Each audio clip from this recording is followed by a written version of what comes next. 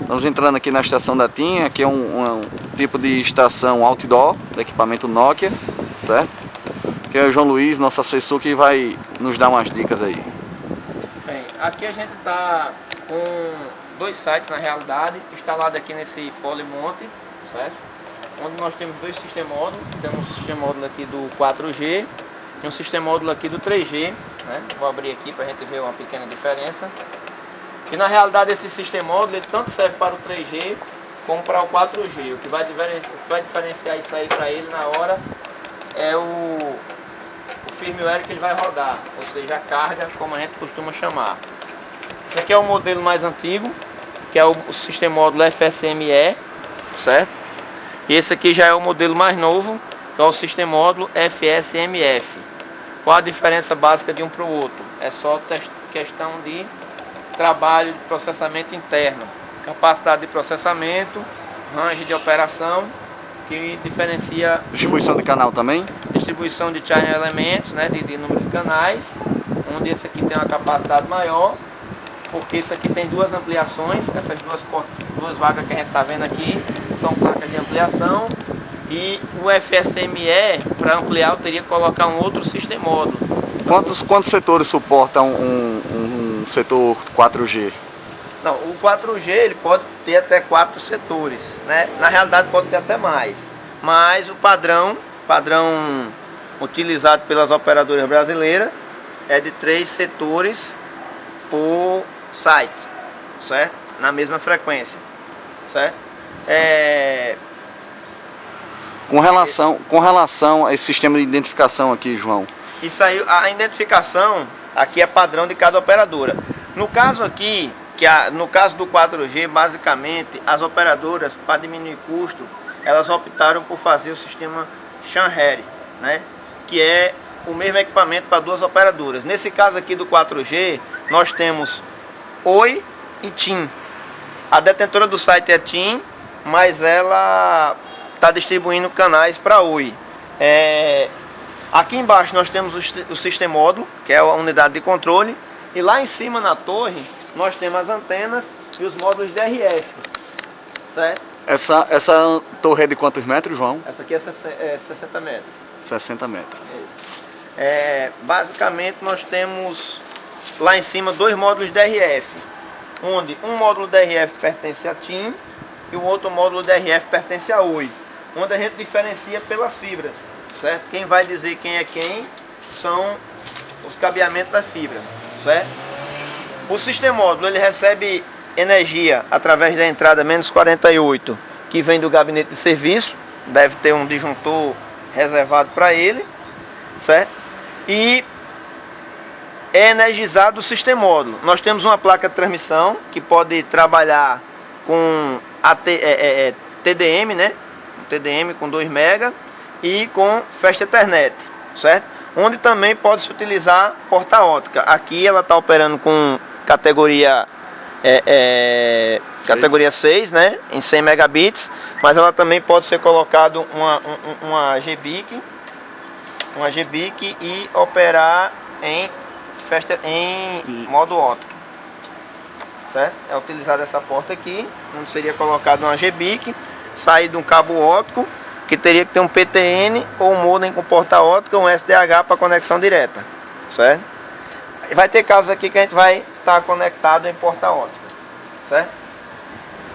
Chegado a energia DC, energizada a FSMF, certo?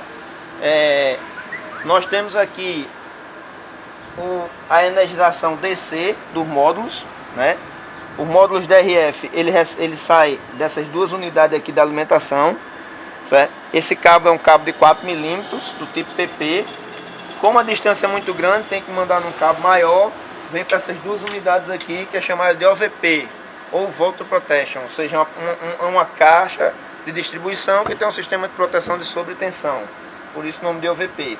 Tá, então aqui embaixo seria a instalação no polimonte desses 2 gabinetes. Não, só isso. Esse aqui é o 3G. Certo. No caso aqui do 4G, só o sistema módulo, só a unidade de controle que fica embaixo. Certo. Certo? Entendi. E da unidade de controle eu tenho as alimentações dos módulos DRF lá em cima, e eu tenho as unidades de fibra ótica para comunicação. Certo. No caso aqui, como é 4G, eu preciso de um canal de comunicação maior. Então é levado 2 fibras óticas para cada módulo DRF. Entendi. Certo?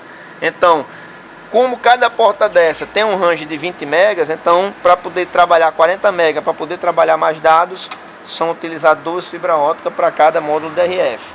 Cada certo? setor está subindo quantas fibras? Não, é cada módulo DRF, porque a Nokia, cada módulo DRF dela são 3 pipes de saída, pode ter até 3 setores. Certo. Certo? A fibra aqui é para aumentar a capacidade de processamento e a banda do módulo DRF para ele trabalhar full, né? Uhum. Entendeu? Aqui nós trabalhamos, tem o GPS, né? Esse cabo aqui é do GPS, que é para fazer o sincronismo, né? O GPS foi instalado onde aqui, Ivan? Foi chegado ali a... Lá está, abaixo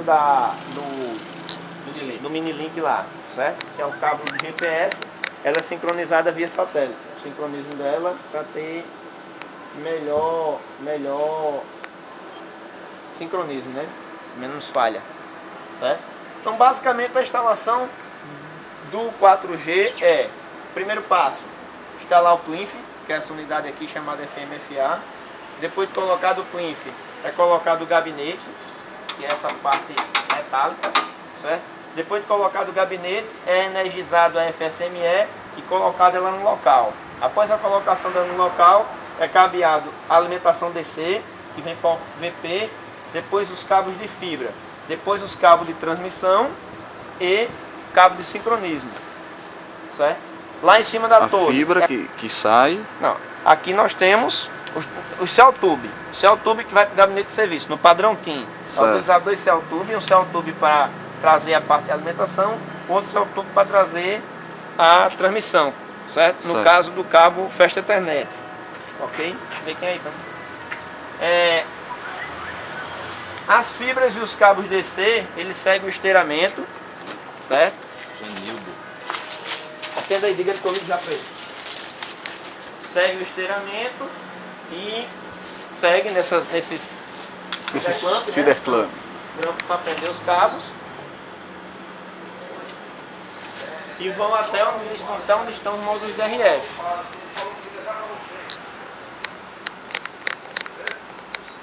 Vamos lá para cima. Exatamente.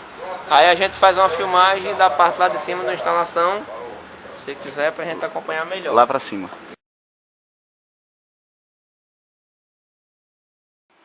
Vamos lá. Conforme visto, né? Sempre que a gente vai encontrar um modem, pode ser ASCA, pode ser Alcatel, pode ser Huawei, né? A gente vai tirar a transmissão. No caso aqui a transmissão é colocada em identificação. Aqui a gente tem a transmissão 3G e a do 4G. Só que o 4G aqui tá por fibra ótica. Tá usando esse rapaz aqui, certo? Esse cabo aqui não tá usando, tá como backup, certo?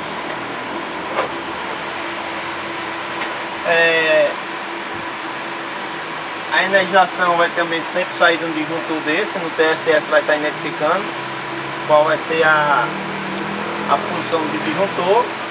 Geralmente o cabo negativo, como é menos 48, o cabo azul, que é o negativo, ele vem com o disjuntor, e o positivo, que é o vermelho, é barra menos. Isso aqui está aqui, certo? É utilizado o disjuntor, com certeza o disjuntor no TSS ele já estava identificado, certo? É usado aqui no caso da TIM Nordeste esse padrão de identificação em anilhas, certo? Onde é colocado se é positivo ou negativo, e a tecnologia, se ele é um LTE, se é um 3G, certo? Sempre colocado no negativo e no positivo, certo? 3. Bem, agora vamos dar continuidade à segunda parte da instalação, certo? De sistemas Nokia, né? Com base aqui no 4G, que é o que a gente está abrangendo. Agora passa a parte de estrutura vertical, trabalho em torre, certo? Para o trabalho em torre, a primeira parte é o EPI, né? Todo mundo tem que saber que deve trabalhar equipado, certo? Com um cinto tipo paraquedista, o talabarte de posicionamento sempre ancorado pelo menos em 2 partes, para que caso uma falhe, você não está no mesmo ponto de falha. E quando você estiver trabalhando em altura posicionado, nunca esquecer o talabarte de posicionamento. E o uso das luvas para subir e fazer o manuseamento do material pesado é sempre bom para evitar escoriações e arranhões e cortes nas mãos. Esse aqui é a parte de unidade DRF. Como falado na primeira parte, a unidade de sistema, o sistemódulo, ou a unidade de processamento, onde entra a transmissão e toda a parte de processamento, fica lá embaixo. E a parte de RF e antenas ficam no topo da torre, certo? Esse tipo de instalação é chamado feedless, ou seja, sem cabos, certo? Sem cabos DRF, né? Que nesse caso, aqueles 2 cabos DC que saem lá embaixo chega na mesma caixa, na OVP, ou Volt Protection, né? Proteção de sobrecarga, e as fibras ópticas que vem lá de baixo também vem para cada módulo, certo? O módulo ele é fixado na horizontal ou na vertical. Nesse caso aqui nós estamos com fixação na horizontal, onde a operadora aqui autorizou, porque as cantoneiras do guarda-corpo da torre oferecia uma boa fixação, então foi autorizado a ser colocado na posição horizontal. Mas na maioria dos casos as operadoras sempre vão mandar autorização na vertical, em suportes tipo da antena, geralmente nas costas da antena, ou em um suporte colocado exclusivamente só para prender as unidades DRF. No caso aqui nós estamos trabalhando num projeto Shanhead, ou seja, onde nós temos 2 módulos DRF e um módulo DRF para cada operadora, ou seja, 2 operadoras compartilhando o mesmo site. No caso aqui do Nordeste, estamos com TIM e Oi, onde a TIM, a detentora do site, está bancando a estrutura, e a Oi é a entrante e está compartilhando o site com a estrutura da TIM. A instalação, nesse caso, ela é dividida em 2 etapas. Geralmente a gente faz da seguinte forma: a gente monta essa parte com os cases, que são essas estruturas onde os módulos DRF são encaixados dentro, a parte de VMPB, que são as abraçadeiras de fixação, e o plinth, que é esse módulo aqui também conhecido como FMFA, que sustenta os cases. Então a gente lá embaixo retira os módulos DRF, certo? Prende toda a estrutura e sobe ela de uma única vez, certo? Para facilitar e ganhar tempo na instalação. Após a fixação das unidades dos cases, certo?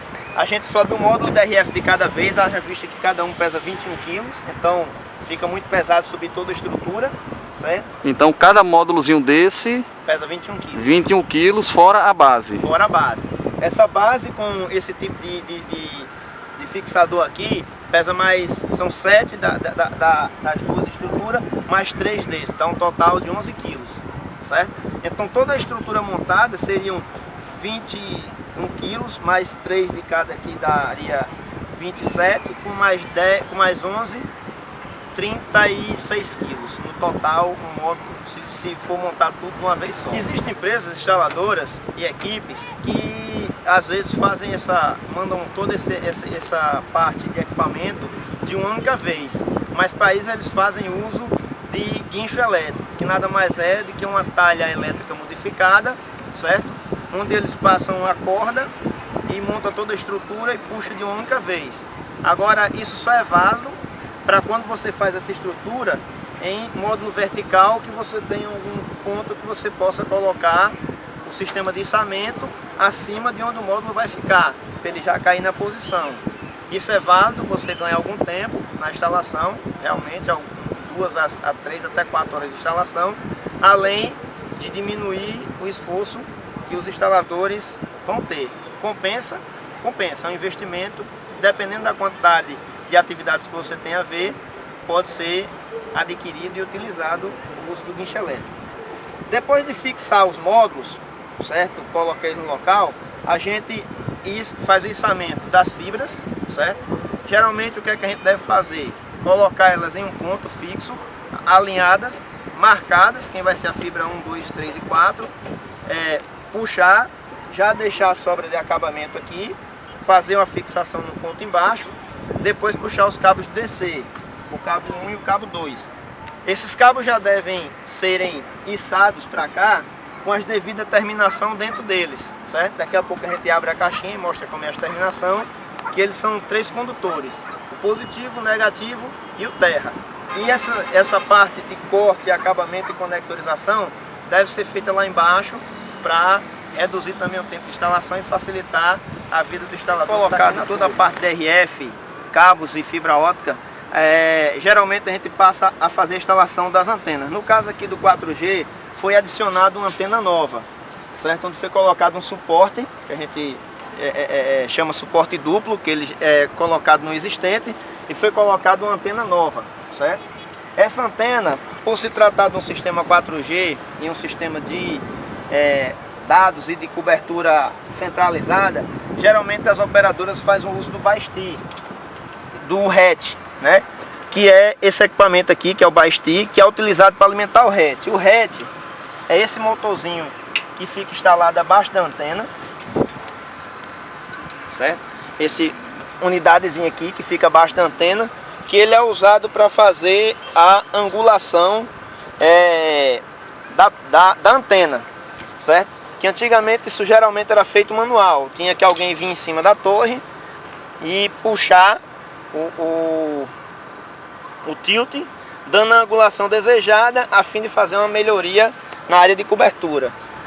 Como hoje o sistema 4G é um sistema, digamos assim, dinâmico, né, de cobertura, onde a planta vai crescer gradualmente, se utilizou o uso do RET para minimizar o tempo em fazer a otimização, certo? Na parada.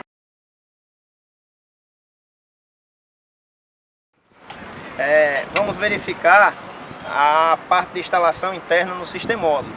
É uma instalação simples, só são o cabo de alimentação, as unidades de fibra óptica e os módulos de RF, certo? Desconectorizando, são 2 parafusos apenas na frente do módulo, certo? Sempre que trabalhar em sistema outdoor, nunca esquecer de colocar o kit de fixação da tampa. Para quê? Evitar esses acidentes com essa tampa voando e pegar em algum transeunte na rua que pode causar um ferimento devido à altura, certo? Então isso aqui vem no kit de instalação, nunca esquecer de colocar, é essencial toda vida que tiver outdoor. Isso não é para fazer chaveiro não? E não é para fazer chaveiro não, porque tem muita gente que leva para fazer chaveiro, que pareça, já vi bastante, né? Leva para menino brincar, vem muito, certo? O módulo de RF, ele é bem simples. Nós temos os pipes de saída de RF, certo? Nós temos as entradas de fibra óptica e a entrada de alimentação e o aterramento, certo? Então, após a fixação dos módulos, a instalação das antenas, a chegada dos cabos de OVP e as fibras, instaladas as fibras, o cabo DC e depois as unidades de RF. No caso aqui nós temos 6 conectores de RF, mas como a gente está trabalhando em diversidade de módulo, certo? Esse aqui transmite para a Oi, no caso, esse aqui transmite para a TIM. Só um minuto. Só que esse aqui faz a recepção de diversidade da TIM e esse aqui faz a recepção de diversidade da Oi. Então, para RX, esse aqui é TX-RX mais RX desse aqui de baixo. Esse aqui é TX-RX mais RX desse aqui de baixo, certo? Então, são ligados aqui, setor 1, setor 2, setor 3, setor 1, setor 2, setor 3. Se esse sistema aqui ele não fosse Shanghai, ou seja, não tivesse diversidade e fosse apenas um módulo de RF, a gente ligaria a antena principal aqui e a diversidade aqui. Antena principal aqui, diversidade aqui. Antena principal aqui, diversidade aqui. Então, aqui estaria com as 6 portas sendo utilizadas. Como a gente tem a diversidade, e a diversidade é feita pelo outro módulo, bota 3 no módulo, 3 no outro. Esse certo? no caso é no Rio Grande do Norte, porque a TIM está compartilhando com a Oi. Na realidade é o seguinte, foi feita no Rio de Janeiro, quem banca é a Oi, no Nordeste quem banca é a TIM, na regional do Ceará quem banca é a Oi, na regional do Norte, lá onde vocês vão trabalhar, Pará e Maranhão, quem banca é a TIM. Então eles dividiram o Brasil e cada regional que um fazia, o outro fazia na outra, assim, subsequente, certo? Aqui no Nordeste, na área 10, que compreende de Alagoas até o Rio Grande do Norte, quem está fazendo o sistema são Nokia, porque a TIM está bancando, né? Quem está sendo a detentora e a executora da instalação.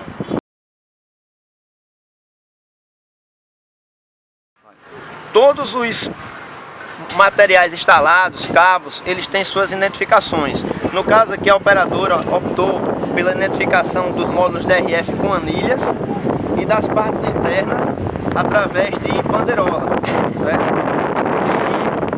E essas identificações, elas são peculiares de cada operadora e de cada regional. Às vezes a TIM daqui é diferente da TIM do Centro-Oeste, da TIM do Norte, certo? Em alguns quesitos.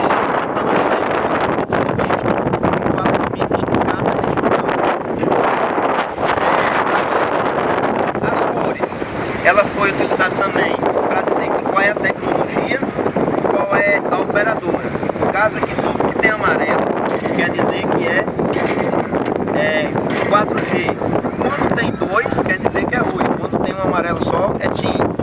Vermelho é sempre unidade 1, verde sempre unidade 2. Então aqui fibra 1 da Oi, fibra 2 da Oi, fibra 1 da TIM, fibra 2 da TIM, certo? Isso é a forma que foi designado pelo setor de qualidade. Por último, na instalação, tem de ser feito o aterramento. O aterramento, ele é sempre feito onde fica o aterramento principal, que é a unidade onde pega o case. Essa deve ser utilizado uma FCI, que é essa unidade aqui. Ela vai ser instalada na torre. Geralmente quem faz a infra é quem coloca a FCI. Ela tem que ser raspada, certo? E depois conectorizada. Então a equipe de instalação do 4G, quando chegar essa plaquinha aí, já tem que estar instalada, só faz estender o cabo. Na teoria, sim. Isso também é uma coisa que tem que ver em cada projeto. Às vezes a Nokia, ela já paga a FCI, independente de ter ou não. Você tem que chegar a analisar, não tem ou não. Se tiver, mas no caso nosso aqui, não tem certo? E a alimentação vem uma carga da operadora, então a operadora está muito presa. No nosso caso aqui, essa unidade de aterramento tem que estar. O que é que tem que estar ligado a ela? O plinf tem que estar com o módulo todos aterrados a ele e os basti. Os basti tem que ser aterrados também, certo? Que é essas unidades que alimentam os head de cada antena. Então, feito isso, identificação, certo? A instalação está concluída. O próximo passo agora seria o condicionamento. João, nesse caso é um serviço que eu já tinha até comentado, que é um serviço onde se ganha tempo na torre. Então o torrista é bem preparado, é o que vai fazer ganhar tempo no serviço. Cara, você pode da seguinte forma, certo? Quando você sair para trabalhar, você já tem que saber o que vai fazer. Então, o serviço ele tem que ser dividido na hora que começa. Quem vai fazer o quê? Quem vai trabalhar na parte de energização, instalação, todo lá embaixo. Quem vai ser o cara de torre que vai subir a corda e trazer os elementos. Quem vai ser o cara que vai ajudar no lançamento, certo? As ferramentas têm que ser separadas antes. Isso faz com que ganhe tempo. Uma instalação dessa, com uma equipe bem preparada, certo? E bem motivada, ela dá para ser feita tranquilo em 2 dias, com o relatório, com a instalação iniciada e finalizada. 2 dias. Com mais ou menos em torno de 7 a 9 horas de trabalho por dia, certo? Isso aí vai depender muito das condições climáticas, do calor, o cabo tem que beber água, né? Isso aí também influencia o sol e isso pode fazer com que perda o rendimento. Geralmente a sua equipe está de que horas no site? Na região